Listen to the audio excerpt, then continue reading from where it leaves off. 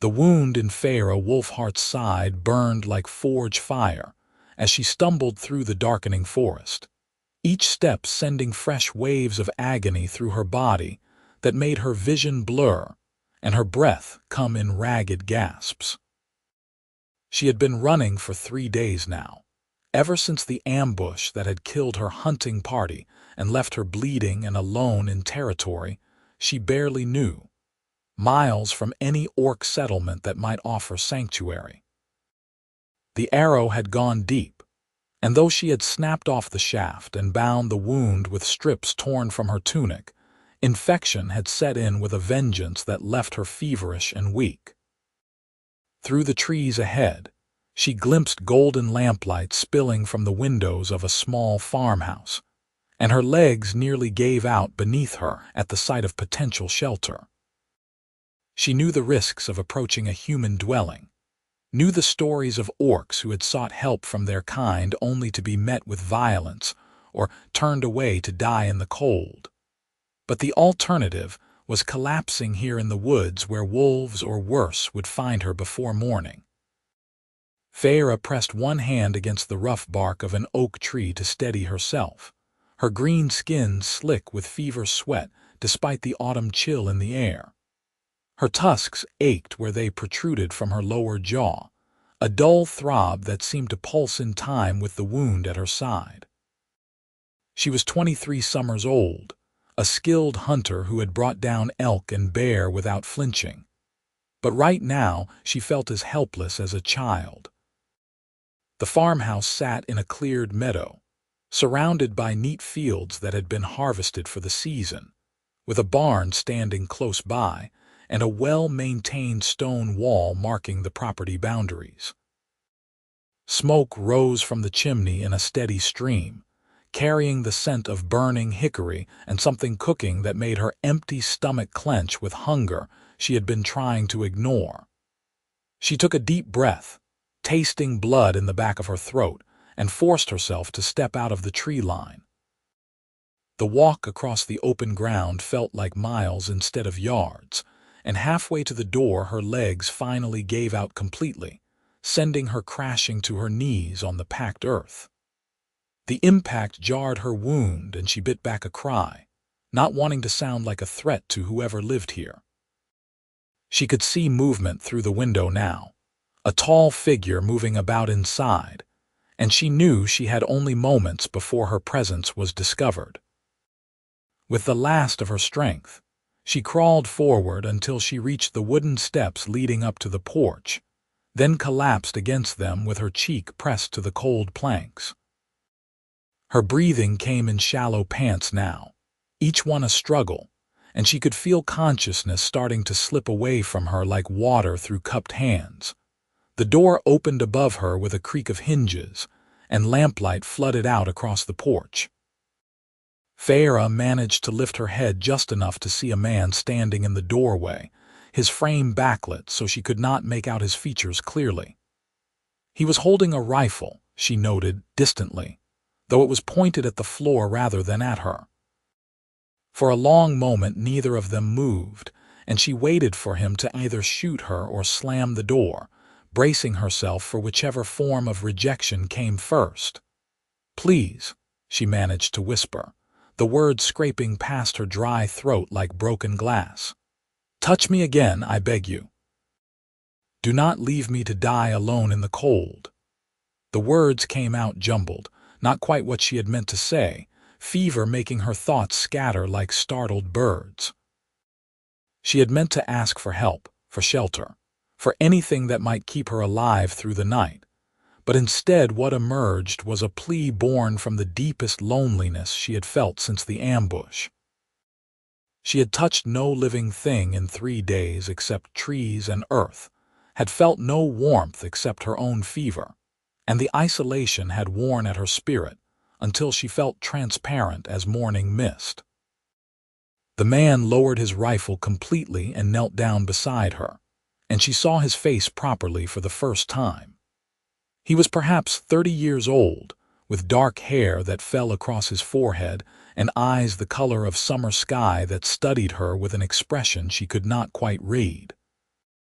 His hands were calloused and strong, the hands of someone who worked the land for his living, and when he reached out to touch her shoulder, she flinched before she could stop herself. "Easy now," he said, his voice low and calm in a way that reminded her of how hunters spoke to wounded animals. "I am not going to hurt you. My name is Callum Hayes, and this is my farm. Can you tell me what happened to you?" Feyra tried to answer, but the darkness was closing in too fast now, pulling her down into depths she could not resist. The last thing she felt was his hands catching her as she fell, surprisingly gentle for a human. And then there was nothing but black water and silence.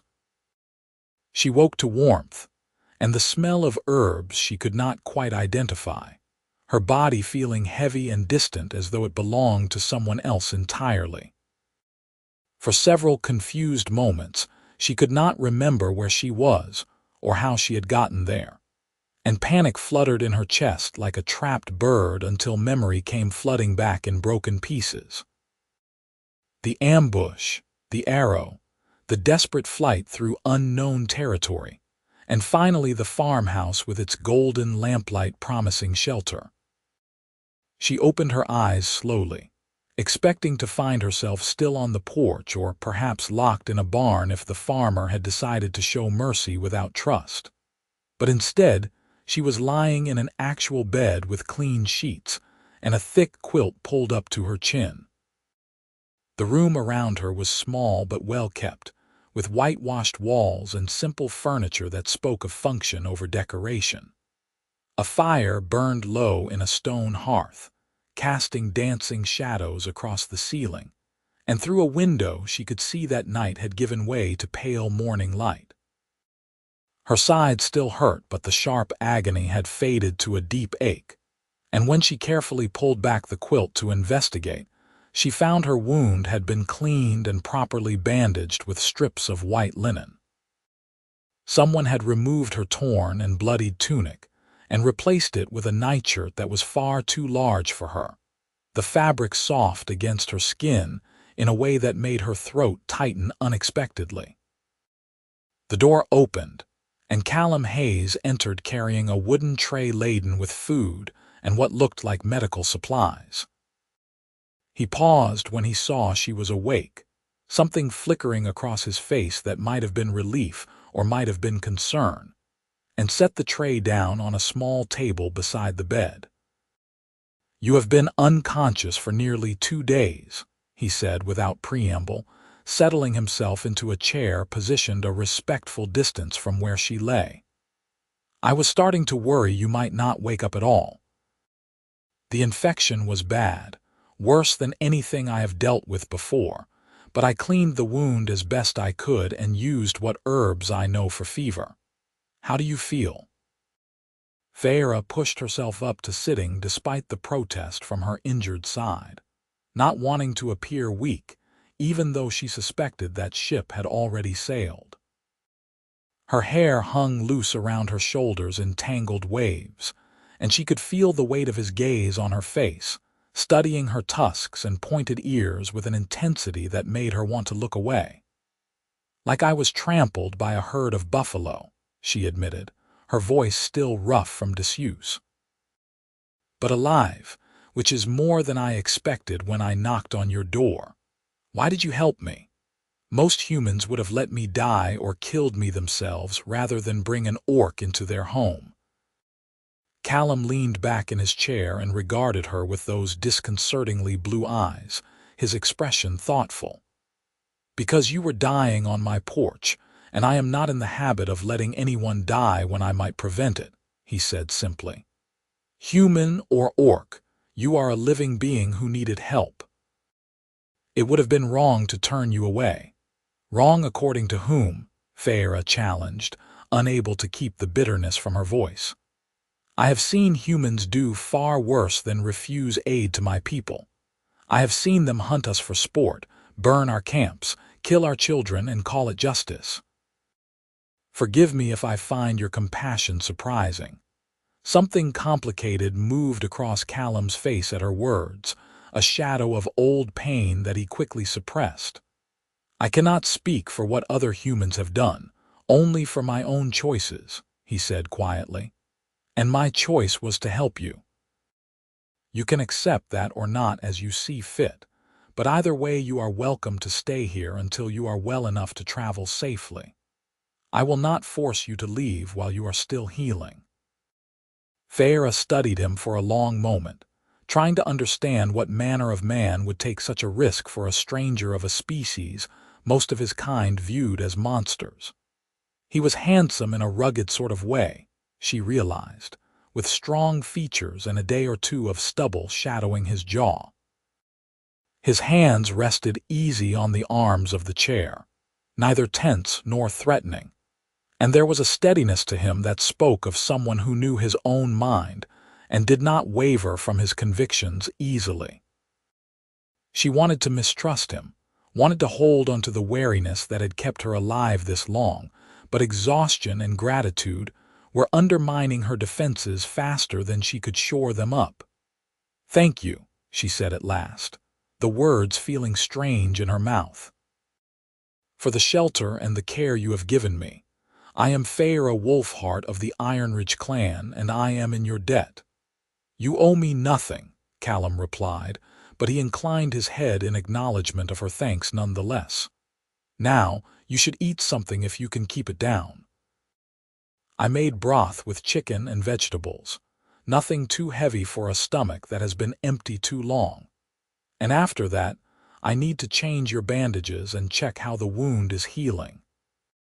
He brought the tray over and helped her arrange pillows so she could sit up more comfortably, his movements efficient but careful not to jostle her injured side.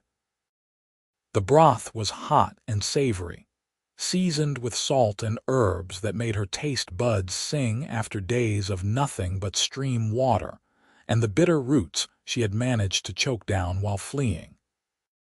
She ate slowly, aware of his eyes on her, but trying to ignore the self-consciousness that came with being watched while she performed such a basic function. When she had finished about half the bowl, her stomach began to protest, and she set it aside, not wanting to push her luck. Callum collected the tray and then returned with the medical supplies, moving the chair closer so he could reach her more easily. "This is probably going to hurt," he warned, his hands already working at the knots holding the bandage in place.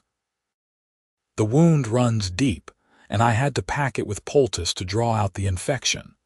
Tell me if you need me to stop."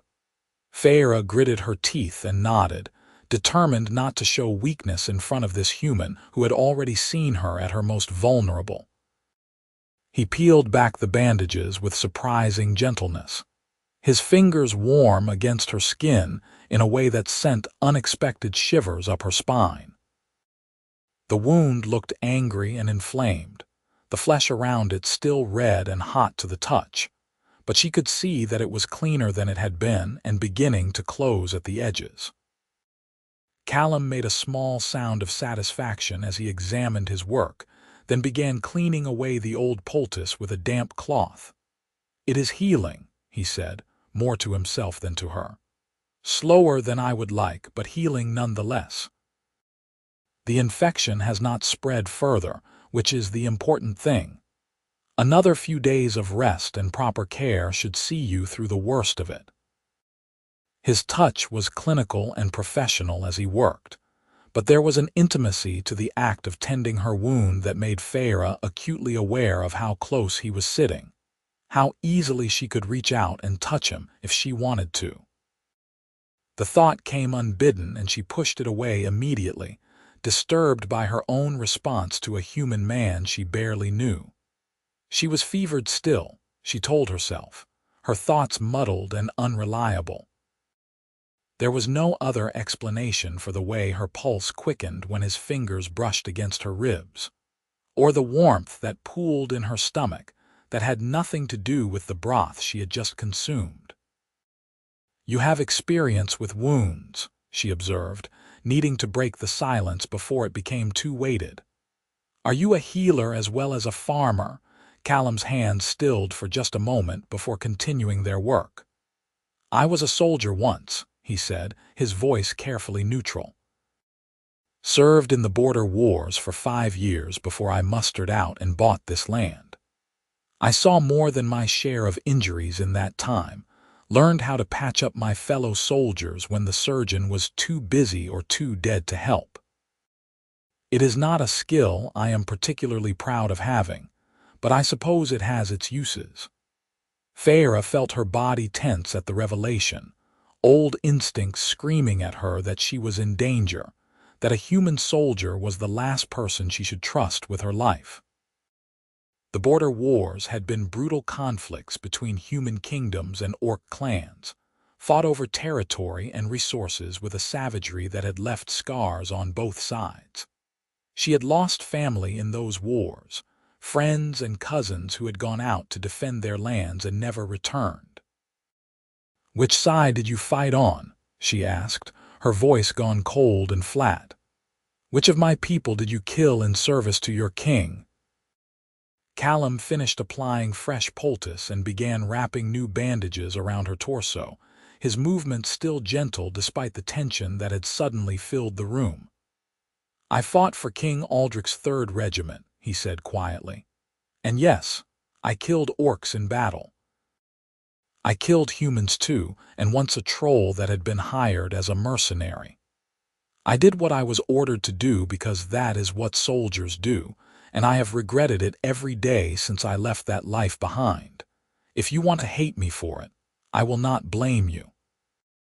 Feyra wanted to hate him, wanted to let rage fill the hollow places inside her, and give her an excuse to push him away before whatever was building between them could develop further.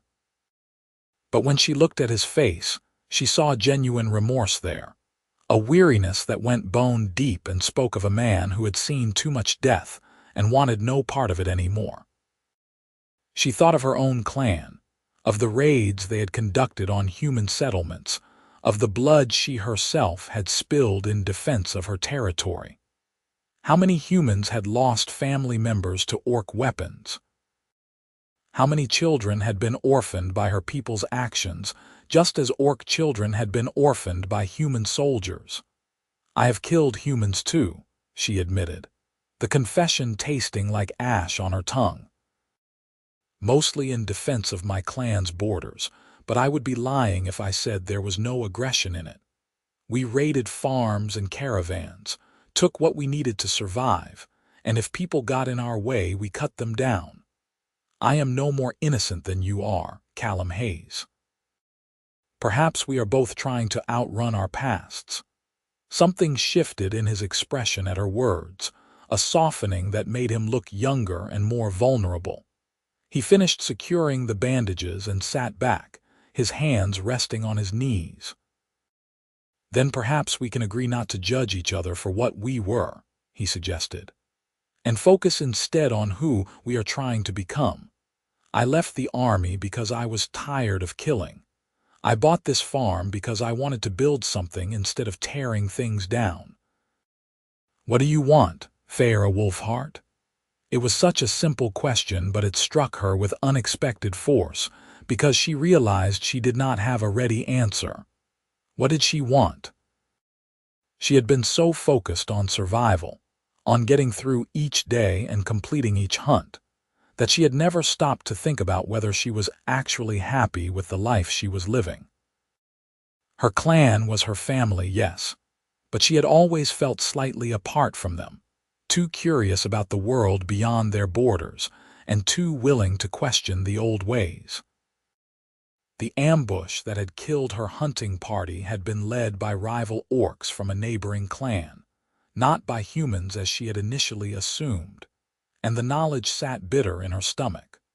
Her own people had tried to kill her over a territorial dispute that she had not even understood fully.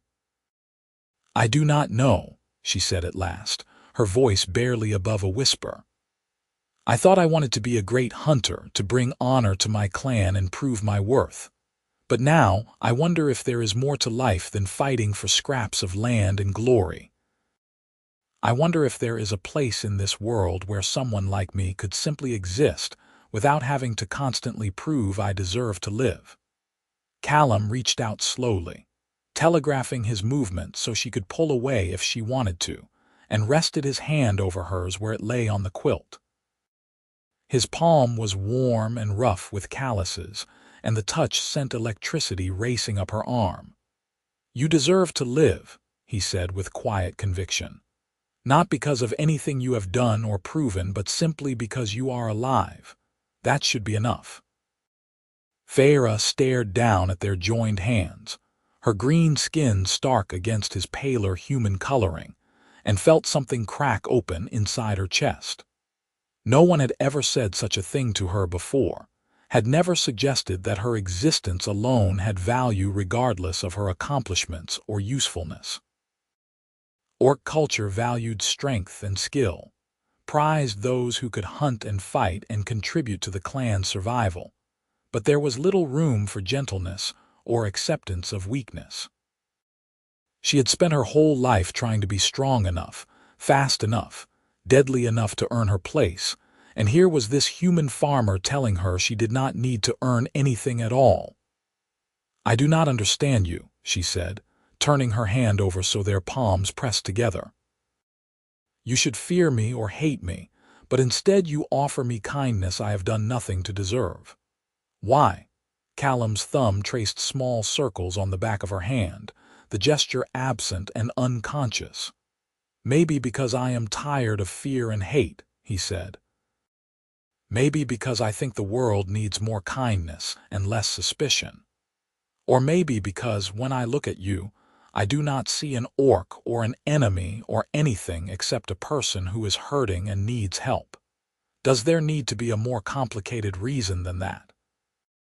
Before Feyra could formulate an answer, her body decided it had been upright for long enough, and a wave of dizziness washed over her so intense she swayed where she sat. Callum caught her immediately, his free arm coming around her shoulders to steady her, and suddenly they were much closer than they had been moments before. She could feel his breath on her cheek, could smell the scent of wood smoke and soap that clung to his clothes, and for one wild moment she thought about closing the distance between them and discovering what his lips would feel like against hers. Instead, she let him ease her back down onto the pillows, too exhausted to fight the pull of sleep that was already dragging at her consciousness. "Rest now," Callum said softly, pulling the quilt up to cover her shoulders. "We can continue this conversation when you are stronger. I will be right outside if you need anything." Feyra wanted to protest, wanted to keep talking to him and figuring out this strange connection that seemed to be forming between them, but her eyelids were already falling shut. The last thing she felt before darkness claimed her was the ghost of his hand smoothing hair back from her forehead, a gesture so tender it made her heart ache with unnamed longing. Over the following days, Feyra's strength gradually returned as her body fought off the last vestiges of infection and began knitting itself back together. Callum proved to be an attentive caretaker, bringing her meals 3 times a day and changing her bandages with practiced efficiency. But he also gave her space when she needed it, seeming to sense when she wanted company and when solitude suited her better. She learned that he lived alone on the farm, that he had no family nearby and few friends who visited, and that he seemed content with a life of quiet isolation that would have driven most people mad with loneliness. "You not get bored out here by yourself?" she asked one afternoon as he helped her take her first tentative steps around the room, her arm draped across his shoulders for support. No one to talk to except animals, nothing to do except work the land and watch the seasons turn. Callum steadied her as she stumbled slightly, his grip on her waist firm but careful. "I find I prefer my own company to most people's," he admitted. "After the war, I needed silence and space to remember who I was without someone constantly telling me what to do or where to go. The farm gives me purpose without demanding I become something I am not. Does that make sense?" Feyra nodded, understanding in a way she suspected few others would. My clan was always loud, she said, letting him guide her toward the window so she could look out at the autumn landscape. Everyone always had opinions about how I should act, what I should want, who I should become. After a while, it felt like drowning in other people's expectations. Being alone was the only time I could hear my own thoughts clearly. They stood together at the window for a long moment, watching clouds scud across a sky gone gray with the promise of rain.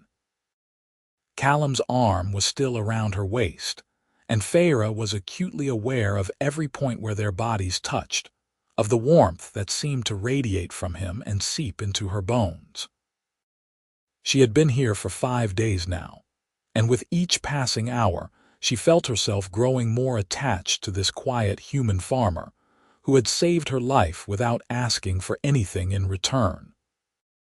It was dangerous, this attachment, because eventually she would have to leave and return to her clan or strike out on her own, and the thought of saying goodbye to Callum Hayes was already beginning to hurt in a way she did not want to examine too closely. "Tell me about your farm," she said, desperate to focus on something neutral that would not lead her thoughts down treacherous paths. "What do you grow here? What animals do you keep?" Callum seemed grateful for the change of subject, and began describing his operation with the easy enthusiasm of someone discussing a topic they loved. He grew wheat and corn primarily, with a large vegetable garden that provided more than enough for his own needs and some extra to sell at the market in the nearby town. He kept chickens for eggs, a milk cow named Bessie who was getting old but still produced reliably, and 2 draft horses he used for plowing and hauling. It was a modest operation but sufficient for one man to manage alone, and the pride in his voice when he talked about his land made something warm bloom in Feyra's chest. "Would you like to see it?" he asked suddenly. "You are strong enough now to walk outside if you take it slow, and the fresh air might do you good. I can show you around the property if you are interested." Feyra agreed immediately, eager to escape the confines of the bedroom even though she knew her stamina was still limited. Callum helped her into a shirt and trousers he had clearly dug out of storage somewhere, both garments hanging loose on her frame but serviceable enough. Her own clothes had been beyond saving, too blood-stained and torn to be worth repairing, and she mourned the loss of her favorite hunting tunic even as she was grateful for the replacement. He wrapped a thick shawl around her shoulders against the autumn chill and then offered his arm, which she took with only a moment's hesitation. The world outside was beautiful in the way of dying seasons, all gold and russet leaves falling from trees that stood stark against the cloudy sky. The air smelled of rain and rich earth, and Feyra breathed it in deeply, feeling something in her chest expand with simple joy at being alive and mobile again. Callum walked slowly, matching his pace to hers, and pointed out various features of his land as they went. The barn where the horses and cow lived, the chicken coop with its flock of busy hens, the well with its stone rim worn smooth by years of use. Everything was neat and well maintained, speaking to countless hours of labor performed with care and attention to detail. They made it as far as the vegetable garden before Feyra's legs began to tremble with exhaustion, and Callum guided her to sit on a bench positioned beneath an old apple tree. He settled beside her, close enough that their shoulders brushed, and for a while they simply sat in comfortable silence and watched the wind push clouds across the sky. Feyra found herself studying his profile when she thought he was not looking, tracing the line of his jaw and the way his dark hair curled slightly at the nape of his neck. He was attractive. She could admit that now without the fever to blame for her awareness, but more than that he was kind and steady and safe in a way she had never experienced before. "Can I ask you something?" she said at last, breaking the peaceful quiet. That first night when I arrived, I said something strange to you. About touching me, about not wanting to die alone. Do you remember? Callum turned to look at her, his blue eyes serious. I remember, he confirmed. You were fevered and in pain, barely conscious. I assumed you were speaking from delirium more than anything else. Feyra shook her head slowly. It was not just delirium, she said, forcing herself to be honest even though vulnerability felt like stripping off armor in the middle of battle. I had been alone for 3 days, running and hiding and slowly bleeding out. No one to help me, no one to talk to, nothing but my own fear and pain for company. When I saw your house, I think part of me was hoping not just for shelter but for connection, for proof that I still existed as more than just a hunted animal. Does that sound foolish? No, Callum said quietly, and reached out to take her hand again, lacing their fingers together in a gesture that was becoming familiar. It sounds human, or orc, I suppose, but the sentiment is the same. We are not meant to be alone, not really. We need others to remind us who we are, to witness our existence and confirm we matter. I understand that need better than you might think. Feyra squeezed his hand, grateful for the understanding she heard in his words. Is that why you let me stay? Because you are lonely too? Callum considered the question seriously before answering. Perhaps partly, he admitted, but also because you needed help and I could provide it, and because there is something about you, Feyra, that makes me want to know you better. Something that calls to me in a way I have not felt in a very long time. I know it is probably unwise to say such things, given everything that stands between our peoples, but I find I do not want to lie to you or hide what I am feeling. Feyra's heart hammered against her ribs at his confession, hope and fear warring inside her in equal measure. What are you feeling? She asked, her voice barely above a whisper. Tell me plainly so I do not misunderstand. Callum turned on the bench so he was facing her fully, his free hand coming up to cup her cheek with a gentleness that made her breath catch. I am feeling drawn to you, he said simply. Attracted to you in ways that have nothing to do with obligation or gratitude. When I look at you, I see someone brave and strong and beautiful, someone I want to spend time with and learn more about. I know we have only known each other for a few days, and I know the world would condemn any connection between us, but I cannot seem to make myself care about any of that when you are sitting here looking at me like I matter. Feyra felt tears prick at the corners of her eyes, overwhelmed by the honesty in his words and the matching feelings rising up inside her own chest. You do matter, she said fiercely, leaning into his touch, and I feel the same pull toward you, the same desire to know you and be near you. It terrifies me because I do not know what it means or where it could possibly lead, but I cannot seem to help myself. You saved my life, Callum Hayes, but more than that you made me feel seen in a way I never have before. For a moment they simply stared at each other, the air between them charged with possibility and want. Then Callum leaned forward slowly, giving her every opportunity to pull away, and pressed his lips to hers in a kiss that was gentle and questioning.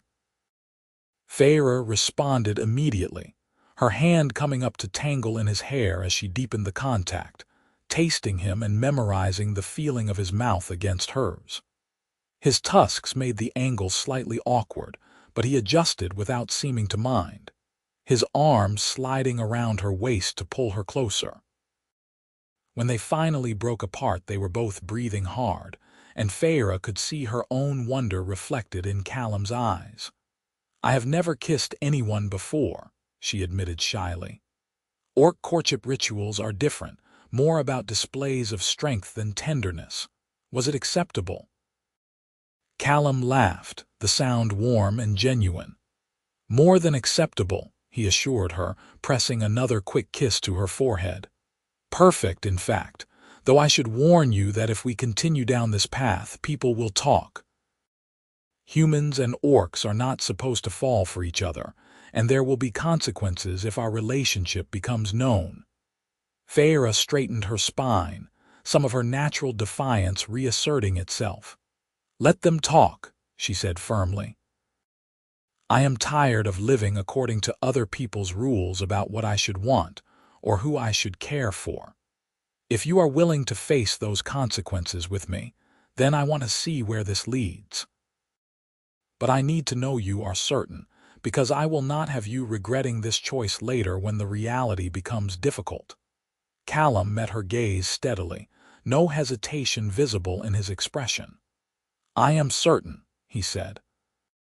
"I have spent 5 years living a safe, solitary life, and in less than a week you have reminded me what it feels like to truly be alive. I do not want to go back to merely existing, Feyra. I want to live, and I want to do it with you." The rain that had been threatening all day finally began to fall, fat drops pattering onto the leaves above them and quickly building to a steady downpour. Callum pulled Feyra to her feet, and they ran together back toward the house, laughing like children as they splashed through puddles forming in the yard. By the time they reached the shelter of the porch, they were both soaked through, hair plastered to their heads and clothes clinging to their bodies. But Feyra could not remember the last time she had felt so light and free. Callum looked at her with such open affection that it stole her breath, and she realized with sudden clarity that she was falling in love with this man, falling fast and hard with no way to stop herself even if she wanted to. They spent the rest of the day inside, talking and learning each other's stories with the eagerness of new lovers discovering common ground. Feyra told him about growing up in the Ironridge clan, about learning to hunt from her father and fight from her mother, about the complicated politics that governed orc society and the constant pressure to prove herself worthy of her place. Callum shared his own history, describing a childhood on a farm much like this one before his family was killed in a raid, and he joined the army seeking revenge and purpose. They spoke of the war from both sides, comparing experiences and finding painful parallels in the suffering they had witnessed and caused. "You think peace is possible?" Feyra asked as evening drew in and Callum prepared dinner for them both. "Real peace between humans and orcs, not just temporary truces that fall apart at the first sign of trouble." Callum paused in his chopping of vegetables to consider the question. "I think it depends on whether enough people are willing to look past their prejudices and see the person beneath the surface," he said slowly. "Peace starts with individuals making the choice to extend trust and compassion across enemy lines, like what is happening between us right now. If more humans and orcs were willing to take that risk, then yes, I think lasting peace might be possible. But it requires courage most people do not possess." Feyra moved to stand beside him at the counter, picking up a knife to help with the food preparation. "Then we must be examples," she said firmly. "We must prove that connection across our peoples is not only possible but worthwhile. Even if others condemn us, even if we face opposition from both sides, we can show them a different way forward." Callum set down his knife and turned to face her, taking both her hands in his. "You realize what you are suggesting will make us outcasts," he said seriously. "Your clan will likely reject you for consorting with a human, and the human towns around here will not welcome an orc into their midst. We would be alone against everyone, with only each other for support. Are you truly prepared for that?" Feyra thought of her clan, of the life she would be leaving behind if she chose to stay here with Callum. She thought of the friends who had died in the ambush, of the constant fighting and raiding that defined orc existence, of the endless cycle of violence and revenge that seemed to trap her people in patterns they could not escape. Then she looked at the man standing before her, this former soldier who had put down his weapons and chosen to build rather than destroy, who had shown her more genuine care in a week than she had received from her clan in years. "I am prepared," she said, without hesitation. "I would rather be an outcast with you than accepted by people who cannot see beyond old hatreds. If that makes me a traitor to my kind, then so be it. I am choosing my own path now, and I choose you." Callum pulled her into his arms, holding her tight against his chest, as though afraid she might disappear if he let go. Feyra wrapped her arms around his waist and pressed her ear to his heart, listening to the steady beat that seemed to synchronize with her own pulse. They stood like that for a long time, swaying slightly in the quiet kitchen while the rain continued to drum against the windows and the fire crackled in the hearth. It felt like a promise, this embrace, like a commitment to face whatever challenges lay ahead as a united front. The following weeks passed in a blur of domestic contentment that Feyra had never imagined she might experience. As her wound healed and her strength returned fully, she began helping Callum with the farm work, learning the rhythms of agricultural life that were so different from the hunting and gathering she had known. She discovered she had a talent for animal husbandry, the chickens and cow responding well to her calm presence, and she took over caring for them while Callum focused on preparing the fields for winter. They worked side by side during the days and fell into bed together at night, their physical relationship deepening as their emotional connection strengthened. Callum proved to be a patient and considerate lover, always attuned to her needs and careful not to push her beyond what she was ready for.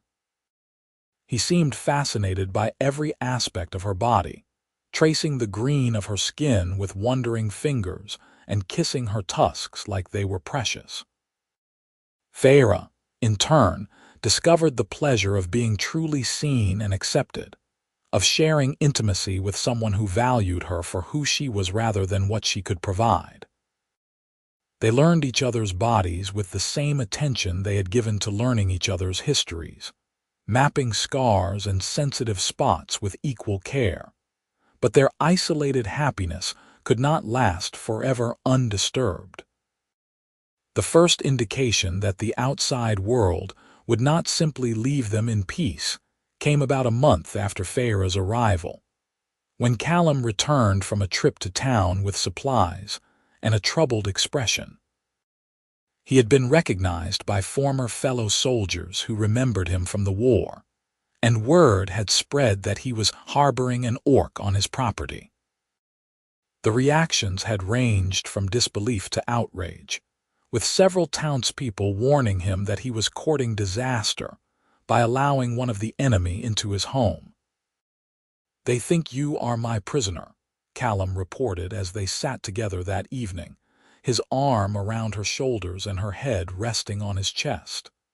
"They could not seem to comprehend that you might be here willingly, that we might actually care for each other. Some of them wanted me to bring you to town so they could see the captured orc for themselves, as though you were some kind of trophy to display." Feyra felt anger kindle in her gut at the casual dehumanization, though she had expected nothing less from humans who had been raised to view her people as monsters. "What did you tell them?" she asked, keeping her voice level with effort. "That you are my guest and under my protection, and that anyone who wants to harm you will have to go through me first," Callum said firmly.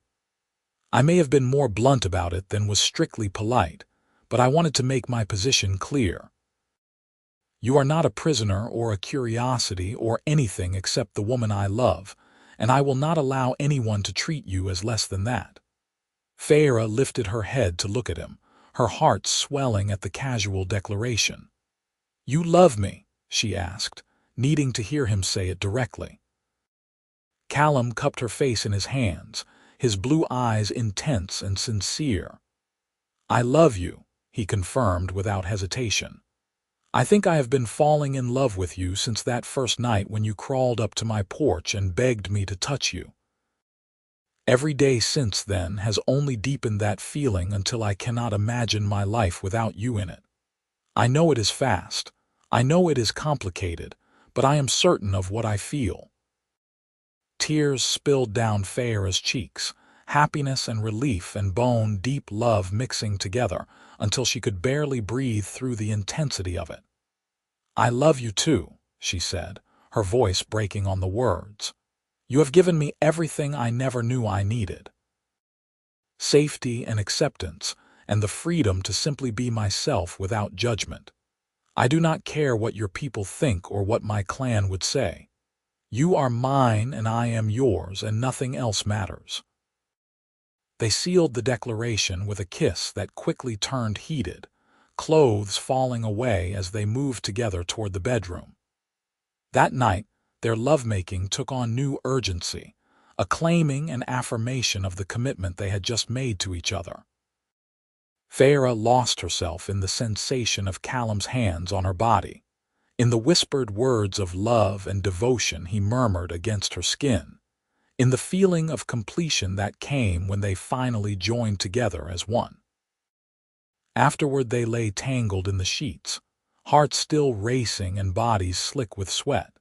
And Feyra thought she had never known such perfect contentment, but contentment proved fragile in the face of mounting external pressure. Over the following weeks, visitors began appearing at the farm with increasing frequency. Some were merely curious, wanting to catch a glimpse of the orc woman who had supposedly bewitched one of their own. Others were openly hostile, warning Callum that he was betraying his species and demanding he send Feyra away before she murdered him in his sleep.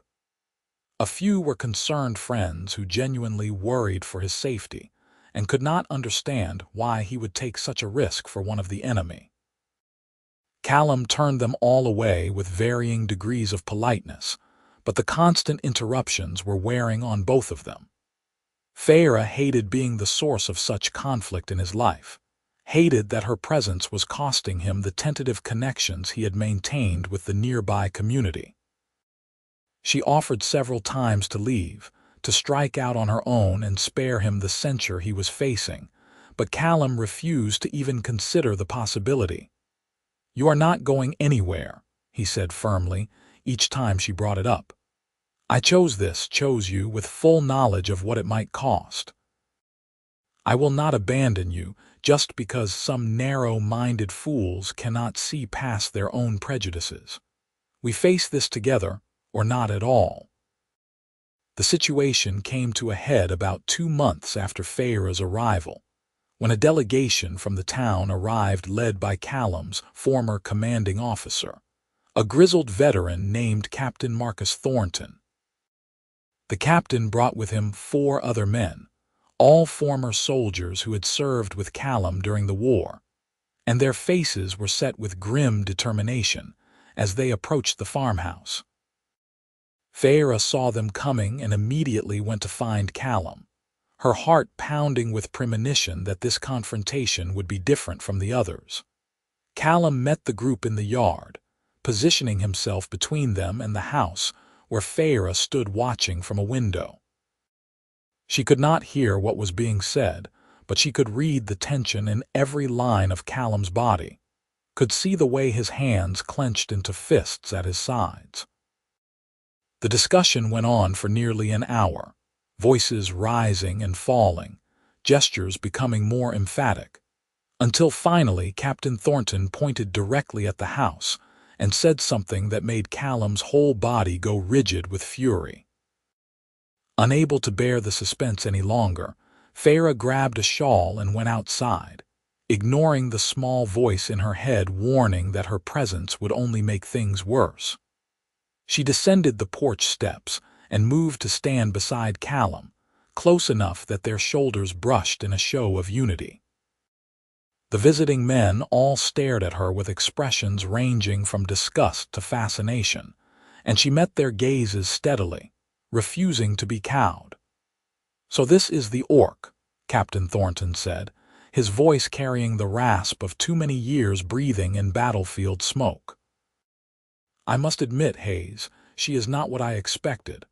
Almost looks human except for the green skin and tusks, I can see how you might have been taken in by her." "I was not taken in by anyone," Callum said coldly.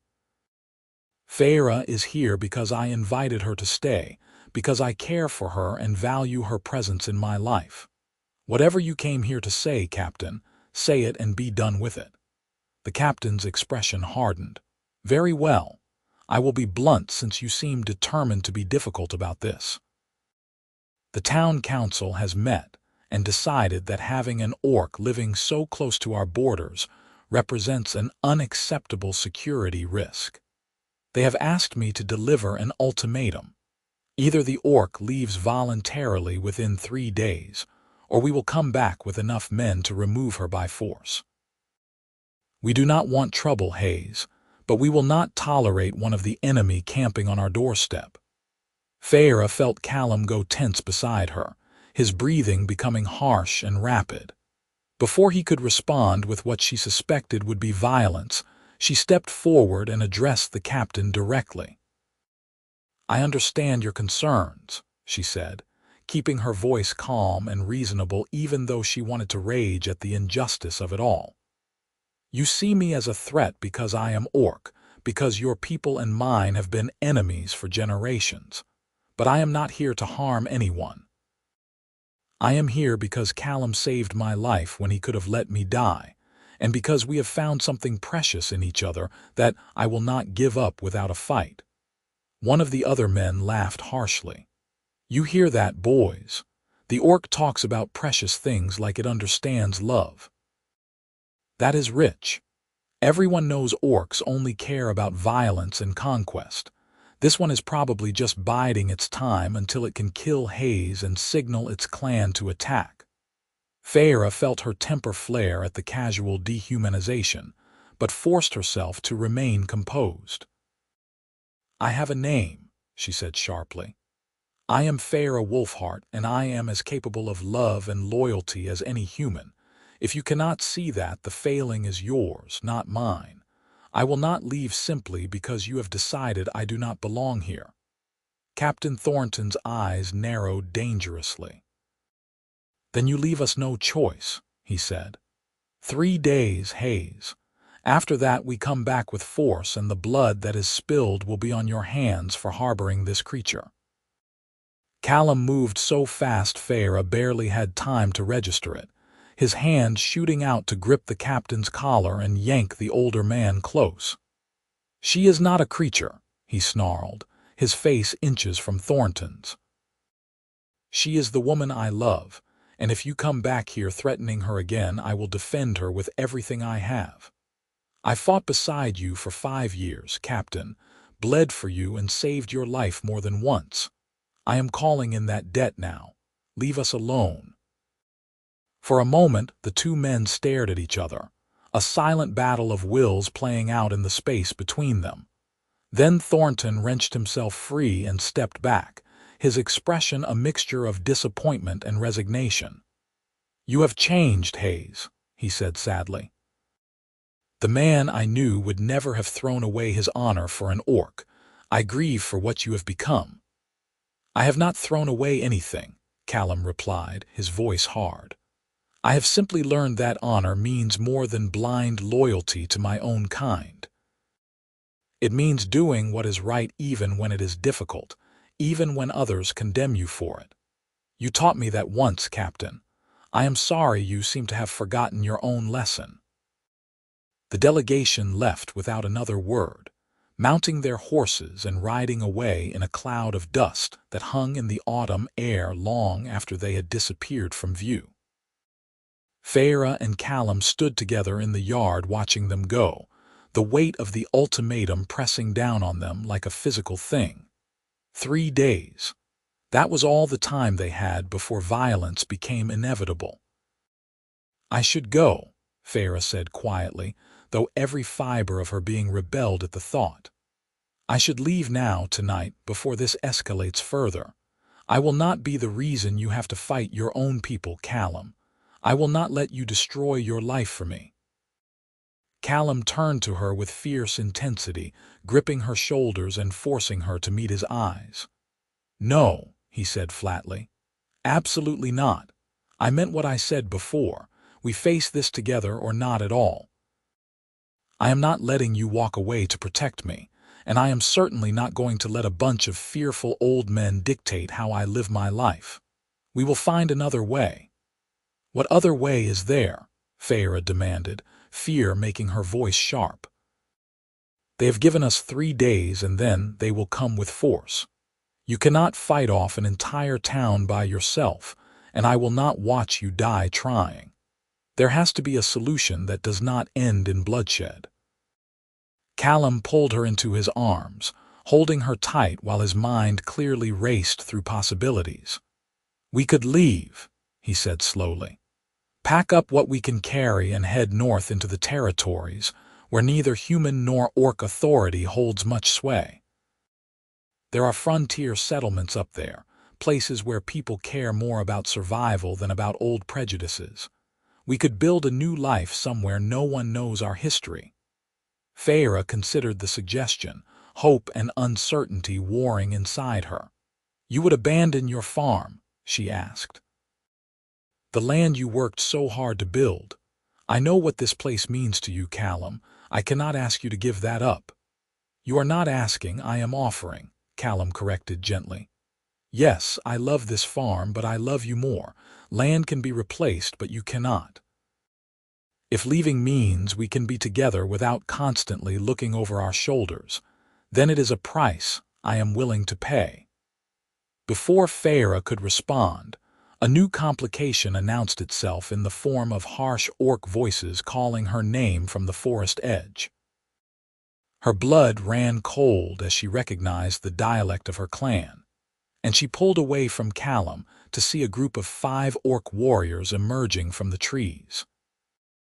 At their head walked her older brother, Grath Wolfheart, his face set in lines of anger and disappointment that made her stomach clench with dread.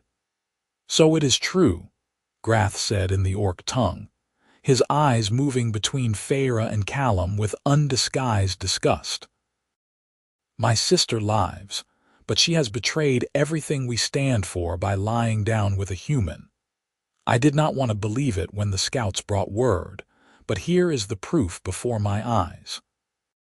Feyra stepped forward, instinctively moving to place herself between Callum and her brother, despite knowing he could not understand the words being exchanged. "I have betrayed nothing," she replied in the same language, lifting her chin defiantly.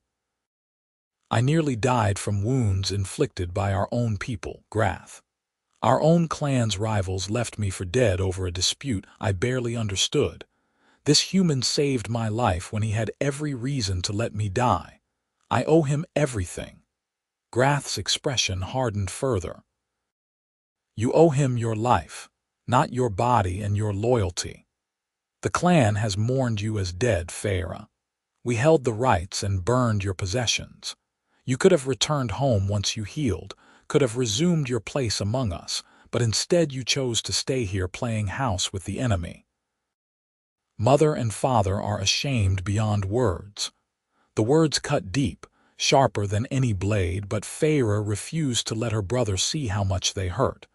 "Then they will have to live with that shame," she said steadily, "because I am not coming back. I have found something here that I never had with the clan. Love, acceptance, the freedom to be myself without constantly proving my worth through violence. I am sorry if that disappoints you, but I am done living according to other people's expectations." Grath took a threatening step forward, and Callum immediately moved to Feyra's side, his hand dropping to the knife at his belt even though he was clearly outmatched and outnumbered. The gesture was futile but brave, and Feyra felt her love for him swell even larger at his willingness to stand against impossible odds for her sake. "Tell your pet human to stand down," Grath snarled. "I am not here to fight him, I am here to bring you home. The clan has decided to give you one chance to return and atone for this disgrace. Come with us now, and we will find a way for you to regain your honor. Stay, and you will be declared outcast and enemy. Your name will be stricken from our records, and anyone who encounters you will be free to kill you on sight." Feyra translated quickly for Callum, watching his face darken with fury at the ultimatum. "Do not do this, Grath," she pleaded, switching back to Orcish. "I am your sister. We grew up together, hunted together, fought side by side. Does that mean nothing to you?" "It means everything," Grath said, and for a moment genuine pain flickered across his features. "Which is why this hurts so much. You were one of our best hunters, a warrior the clan relied on. Now you have thrown all of that away for a human who will never truly understand you. He cannot give you the life you deserve, Feyra. Come home before it is too late." "He gives me the only life I want," Feyra said firmly. "And I am sorry, but my answer is no. I am staying with Callum. If that makes me an outcast, then so be it." The finality in her voice seemed to break something in Grath. His shoulders slumped and he shook his head slowly, grief etched into every line of his face. "Then you are lost to us," he said quietly. "From this moment forward, Feyra Wolfheart is dead to the Ironridge clan. If we meet again, it will be as enemies. I hope your human is worth the price you are paying."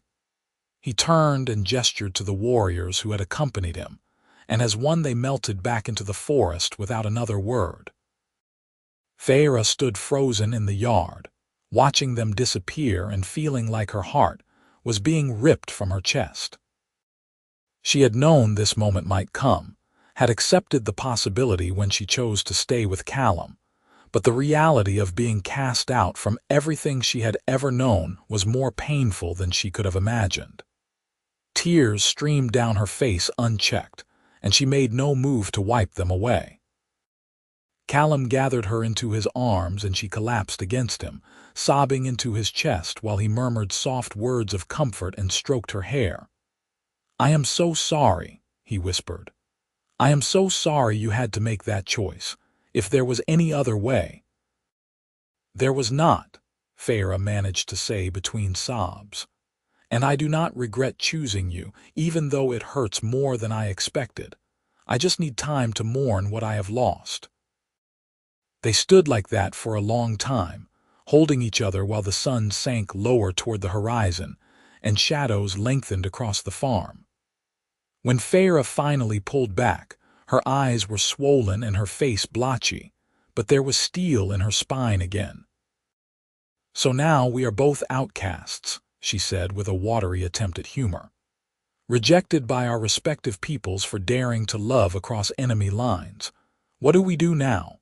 Callum cupped her face gently, his thumbs wiping away the last of her tears. "Now we do what I suggested before," he said. "We pack up and head north to start fresh somewhere new. We have each other, and that is more than enough. Everything else we can figure out as we go." "When do we leave?" Feyra asked, already beginning to shift her focus from grief to practical planning. "Tomorrow at first light," Callum decided. "That gives us tonight to gather what we need and say goodbye to this place. The town delegation will not come back for 3 days, which means we have time to get a good head start. By the time either your clan or my former neighbors realize we are gone, we will be far enough away that tracking us will be more trouble than it is worth." They spent that evening packing carefully, selecting only the most essential items they could carry on horseback or in a small wagon. Callum harvested what remained in his garden and preserved what food he could for travel, while Feyra gathered medical supplies and tools that would be useful for building a new homestead. There was a melancholy quality to the work, a sense of ending something that had been good but could not continue. Yet beneath the sadness ran a thread of excitement for the adventure ahead. That night, they made love one final time in the bed they had shared for 2 months, imprinting the memory of this place onto each other's bodies. In the morning, they would be leaving behind everything familiar to venture into unknown territory, with no guarantee of what they would find or whether they could truly build a life together free from persecution. But wrapped in each other's arms in the darkness, Feyra felt certain they were making the right choice. Whatever challenges lay ahead, they would face them together, and that made all the difference. They departed as planned just as dawn was breaking, leading 2 horses loaded with supplies and driving a small wagon containing the rest of their belongings. Callum took one last long look at his farm, his expression sad but resolute, then turned his face north and did not look back again. Feyra rode beside him, her hand occasionally reaching out to touch his arm or shoulder, needing the physical reassurance of his presence. The road ahead was uncertain, but they traveled it together, and gradually the weight of what they had left behind began to lift, as possibility opened up before them. The journey north took nearly 3 weeks, following old trade routes and then veering off into less traveled territories, as they moved beyond the reach of both human towns and orc clan lands. The weather grew colder as they climbed into hill country, and they were forced to stop frequently to hunt or trade for supplies in the scattered settlements they encountered. The reception they received varied wildly. Some places viewed them with suspicion, but were willing to tolerate their presence so long as they caused no trouble. Others were openly hostile, forcing them to move on quickly before violence erupted. But a few, blessedly, seemed not to care at all about the unusual pairing, too concerned with their own survival to waste energy judging others. It was in one such settlement, a rough logging camp populated by humans, orcs, and even a few dwarves working side by side, that they finally found what they were looking for. The camp overseer, a weathered human woman named Sarah, listened to their story with sympathy and then offered them a proposition. There was unclaimed land about 10 miles further north, good soil near a river that they could homestead if they were willing to work for it. The territory was technically neutral ground, claimed by no kingdom or clan, which meant they would have to build everything from scratch without official support. But it also meant they would be free to live as they chose without interference. Callum and Feyra accepted immediately, thanking Sarah profusely for her help and information. She gave them directions to the land in question and wished them luck, her eyes knowing and kind. "You two are not the first to come through here looking for a place to start over," she said. "And you would not be the last. The frontier has a way of attracting those who do not fit in elsewhere. You will do fine, I think. You have the look of people who know how to work hard and watch each other's backs." The land Sarah had directed them to was everything she had promised and more. A wide river curved through a valley dotted with mixed forest and natural meadows, the soil dark and rich, the water clear and cold. There was game in the woods and fish in the river, and the climate was mild enough that crops would grow well. It was perfect, or as close to perfect as any place in this hard world could be. They spent the winter building a cabin, working from dawn until dusk to get walls and roof up before the worst of the weather set in. It was brutal labor that left them both exhausted and sore at the end of each day. But there was satisfaction in watching their new home take shape board by board.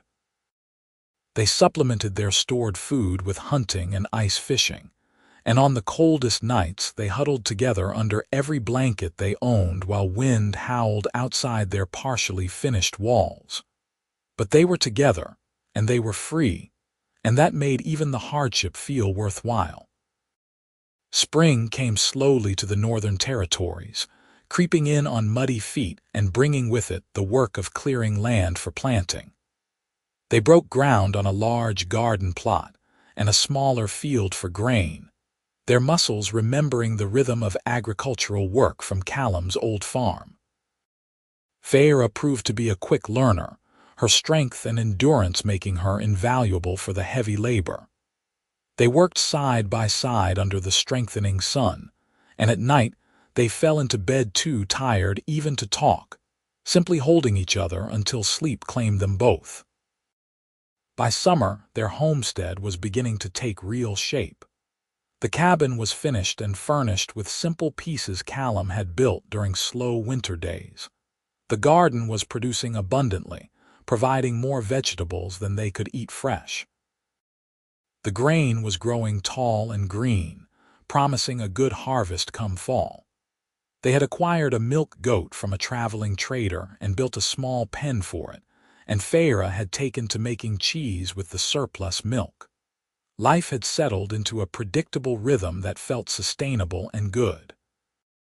It was on a warm evening in late summer, as they sat on their porch watching the sun set over the river, that Callum took Feyra's hand and turned to face her with unusual seriousness.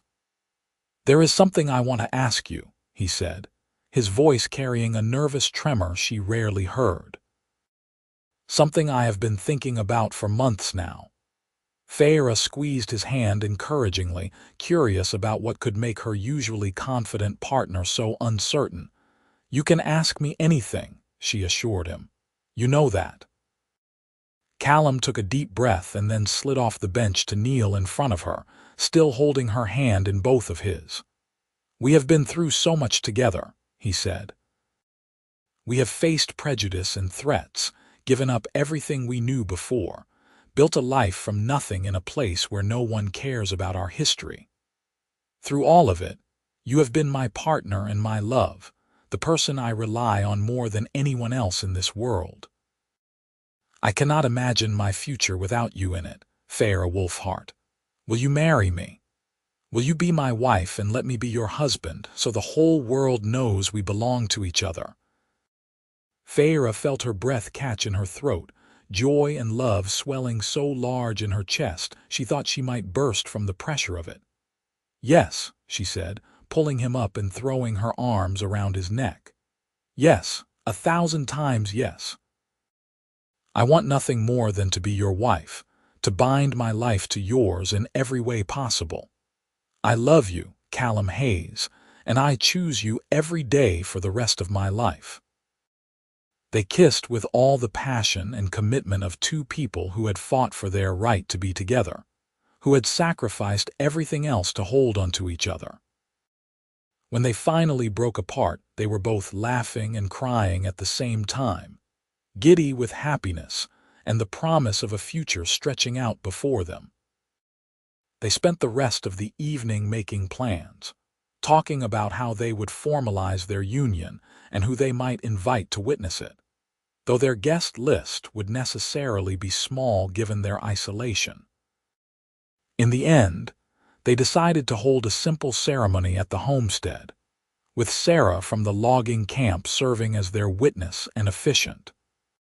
She made the journey north to their land on a crisp autumn day, bringing with her a bottle of good whiskey and a leather-bound book of marriage rites used by frontier settlers.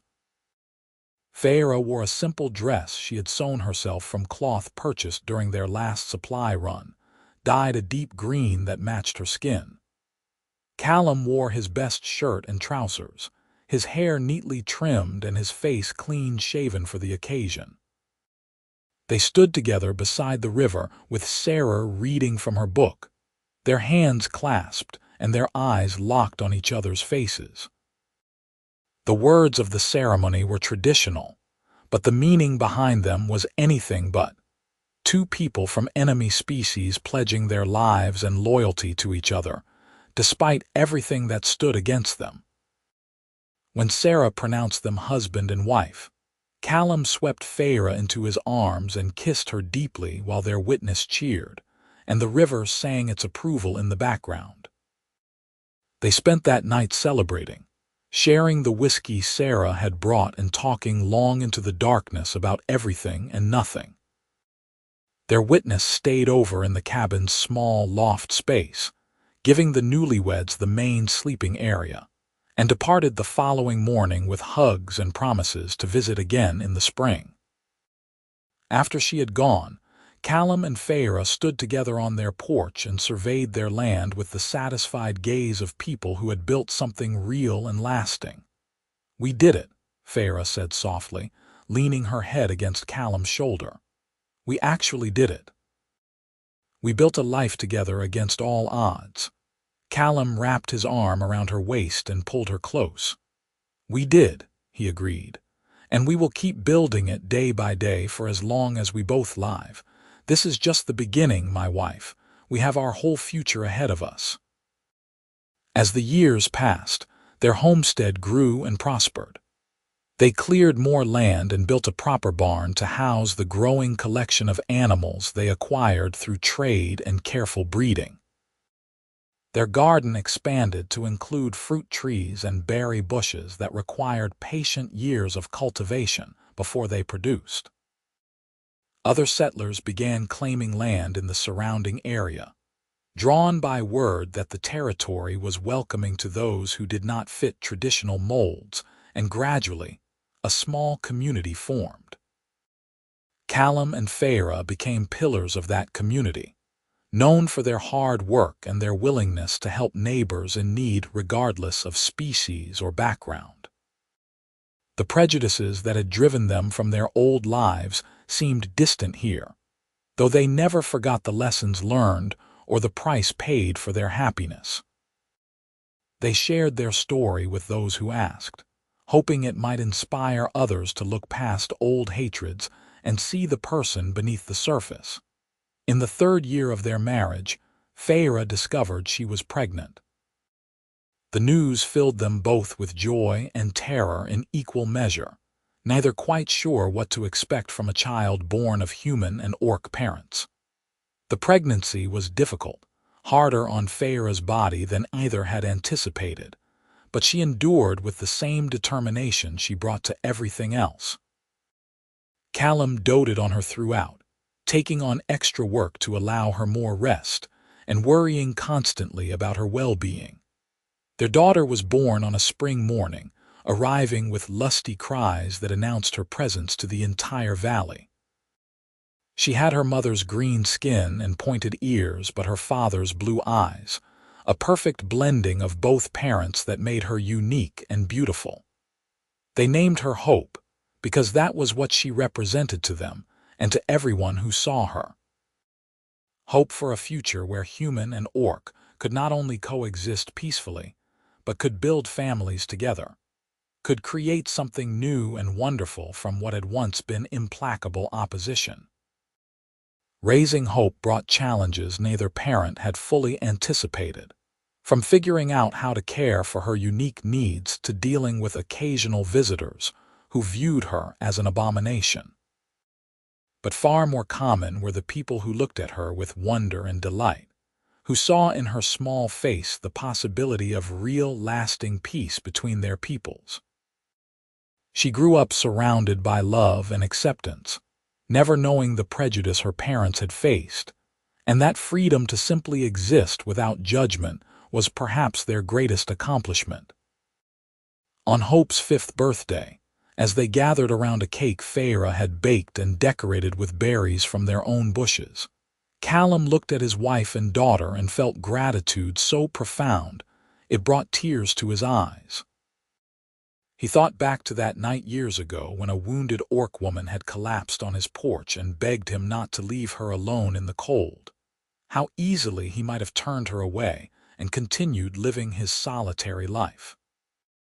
That single choice to extend compassion instead of fear had led to everything he now cherished most, had given him a family and a purpose beyond mere survival.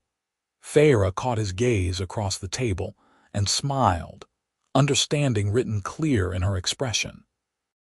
She had traveled the same journey, had also left behind everything familiar to take a chance on love with someone she should have viewed as enemy. The path had not been easy, had required sacrifice and courage and stubborn determination to keep fighting for what they believed in. But sitting here in their home with their daughter laughing between them and their friends gathered close, she knew without doubt that every hardship had been worth it. As evening fell and their guests departed for their own homesteads, the family sat together on the porch and watched stars emerge one by one in the darkening sky. Hope dozed in her father's lap while Feyra leaned against his shoulder. The three of them connected by bonds that transcended species and defied the prejudices that had tried to keep them apart. The river sang its eternal song in the background, and somewhere in the forest, an owl called out to its mate, and the world turned on regardless of the small miracle that had occurred here in this remote northern valley. But miracles, Callum had learned, were not actually all that rare when people chose courage over fear and love over hate. Every day he spent with Feyra was a small miracle. Every smile from Hope a reminder that the future did not have to look like the past.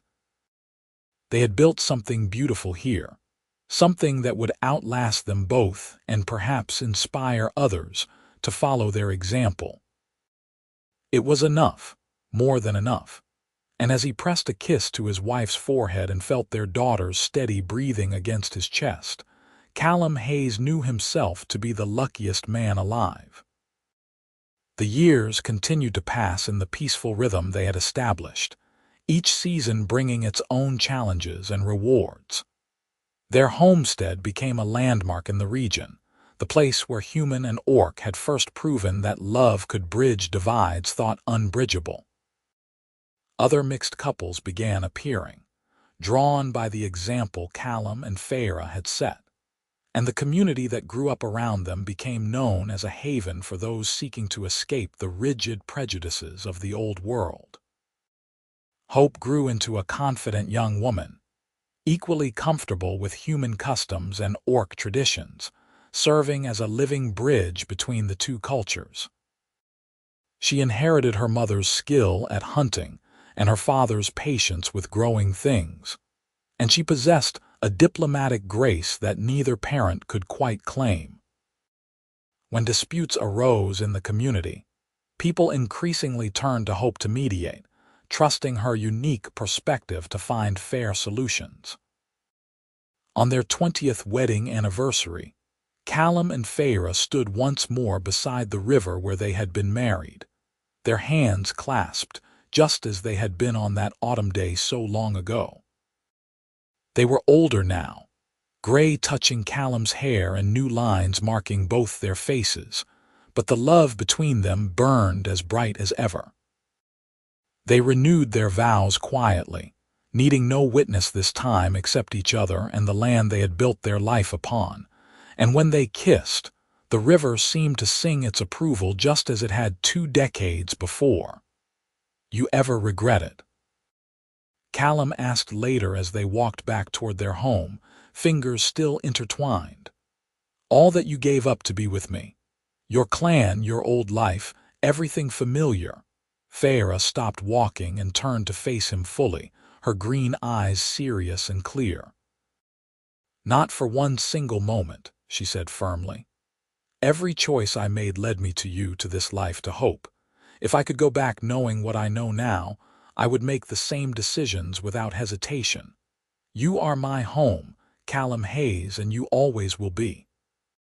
He pulled her close and held her tight, breathing in the familiar scent of her hair and feeling the solid reality of her body against his. 20 years together, and she still made his heart race, still surprised him with her strength and wisdom, still felt like the best choice he had ever made. He thought of that desperate plea she had made on his porch so long ago, asking him to touch her again and not leave her alone, and realized she had been asking for so much more than physical contact in that moment. She had been asking for connection, for someone to see her as more than her species or her wounds, for proof that she mattered beyond her utility. He had given her that and more, just as she had given him purpose and passion, and a reason to believe in something beyond his own small existence. Together, they had built not just a homestead but a home, not just a marriage but a partnership that had weathered every storm thrown at it. They had created a daughter who represented hope for a better future, and they had inspired others to take similar chances on love across old divides. As they reached their cabin and stepped inside, closing the door against the cooling evening air, Callum felt a profound sense of completion. This was where he belonged, with this woman beside him and the life they had built together surrounding them. The journey from that first desperate encounter to this moment of peaceful contentment had been long and difficult, marked by loss and struggle, but every step had been worth taking. Feyra built up the fire while Callum prepared tea, their movements synchronized by years of practice and the deep familiarity of two people who knew each other inside and out. They settled together in front of the hearth, content to simply be in each other's presence without need for conversation. The firelight played across Feyra's green skin and caught in Callum's blue eyes, and the silence between them was comfortable and complete. Eventually, Hope returned from wherever she had been exploring, bringing with her news of a new family that had just claimed land to the east, another mixed couple with a small child seeking the same acceptance that had drawn so many others to this area. Feyra and Callum welcomed the information with pleasure, already planning how they could help the newcomers get established and feel part of the growing community. This was their legacy now, this place of acceptance and possibility that they had created through nothing more than their stubborn refusal to let others dictate who they could love. That night, lying in bed with Feyra tucked against his side and her breathing steady with sleep, Callum reflected on how dramatically his life had changed from that quiet, lonely existence he had been living before she arrived. He had thought he was content with solitude, had convinced himself that safety lay in keeping others at a distance. But Feyra had shattered that illusion and shown him that real safety, real contentment, came from connection and trust, and the courage to be vulnerable with another person. She stirred in her sleep and unconsciously pressed closer, her hand splaying across his chest over his heart. The gesture was so familiar, so perfectly her, that Callum felt his throat tighten with emotion. He covered her hand with his own, holding it in place, and closed his eyes with a prayer of gratitude to whatever forces had brought this incredible woman into his life and given him the wisdom to choose love over fear. 20 years married, and he was still falling in love with her, still discovering new reasons to admire and cherish her. That was the real miracle, he thought, not that they had overcome external obstacles, but that their love had continued to grow and deepen despite the passage of time. They had not just survived their challenges, but had thrived because of them, had built something so strong and true that nothing could shake its foundation. As sleep finally claimed him, Callum's last conscious thought was that he would do it all again without changing a single moment. The fear and the struggle, the loss and the hardship, all of it had been necessary to forge the bond they now shared.